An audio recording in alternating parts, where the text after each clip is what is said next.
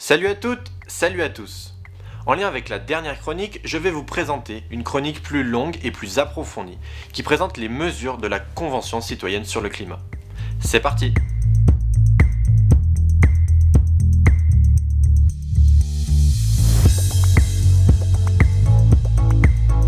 Nous savons que la Convention citoyenne pour le climat a travaillé sur 5 thèmes différents. Les 150 citoyens se sont séparés pour former des groupes de travaux et ainsi pouvoir se spécialiser dans un domaine d'études. Ces 5 groupes de travaux répondent à 5 questions. Comment se loger durablement? Comment bien se nourrir? Comment se déplacer proprement?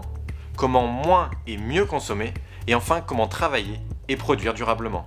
Nous allons voir domaine par domaine quelles sont les principales mesures proposées par les 150 citoyens. Pour répondre à la question comment bien se déplacer, ceux-ci ont proposé plusieurs mesures. Ils sont partis d'un constat effrayant. Le déplacement des personnes et le transport de marchandises représentent plus de 30% des émissions de gaz à effet de serre en France. Donc, pour mieux se déplacer, ils ont proposé de revoir l'utilisation de la voiture individuelle en sortant de l'usage en solo, tout en proposant des solutions alternatives.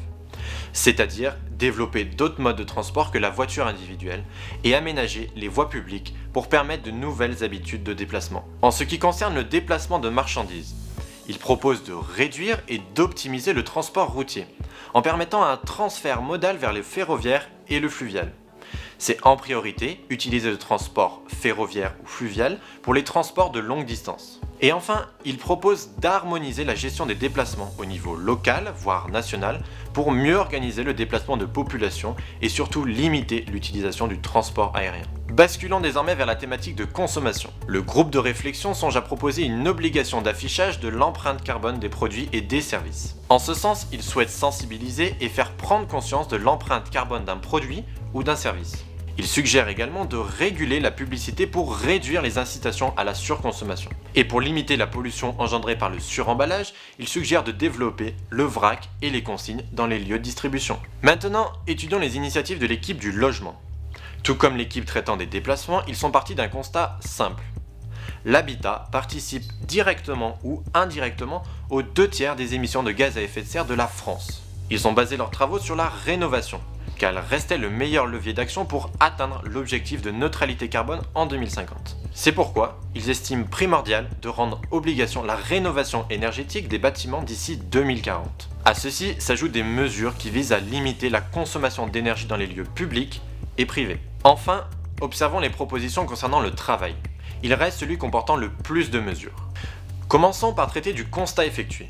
Ils expriment, je cite, les solutions existent pour réaliser la transition vers une disparition progressive des émissions de gaz à effet de serre.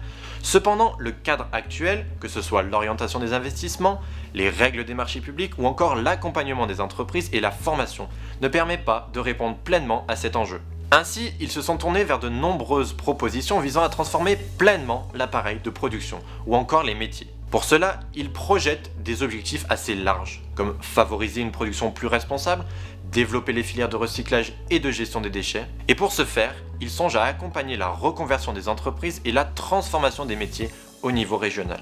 Il est aussi envisagé de présenter un bilan carbone dans le bilan comptable, et donc de contraindre les entreprises à évaluer les impacts des effets sur le climat en amont du système de production, et ainsi protéger nos écosystèmes et notre biodiversité.